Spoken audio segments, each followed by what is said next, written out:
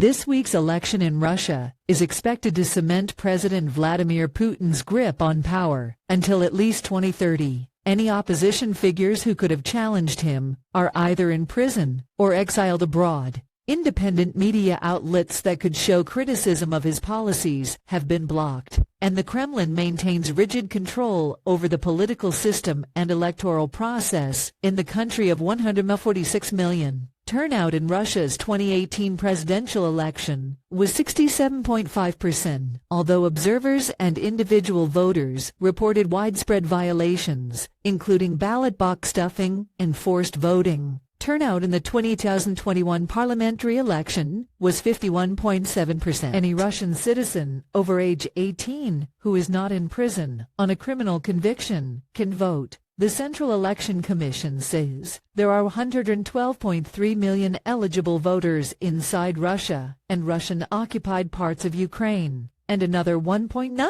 million eligible voters live abroad. Turnout in Russia's 2018 presidential election was 67.5%, although observers and individual voters reported widespread violations, including ballot box stuffing and forced voting. Turnout in the 2021 parliamentary election was 51.5%. Voting across the vast country will largely be carried out starting Friday and ending Sunday. It is the first time in a Russian presidential election that polls will be open for 3 days instead of 1. Russia first used multiple-day voting in the 2020 referendum on constitutional reforms orchestrated by Putin to allow him to run for 2 more terms. It's also the first presidential election to use online voting. The option will be available in 27 Russian regions and Crimea, which Moscow illegally seized from Ukraine 10 years ago. The vote will also take place in Donetsk,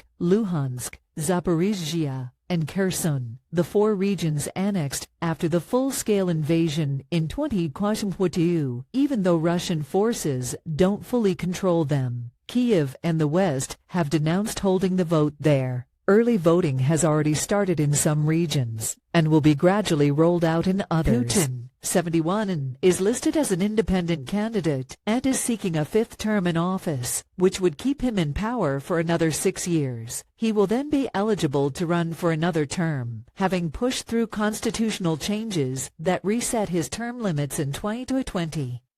First elected in 2000, he is now the longest-serving Kremlin leader since Soviet dictator Joseph Stalin. Others on the ballot were nominated by Kremlin-friendly parties represented in parliament: Nikolai Kharitonov of the Communist Party, Leonid Slutsky of the Nationalist Liberal Democratic Party, and Vladislav Devankov of the New People Party.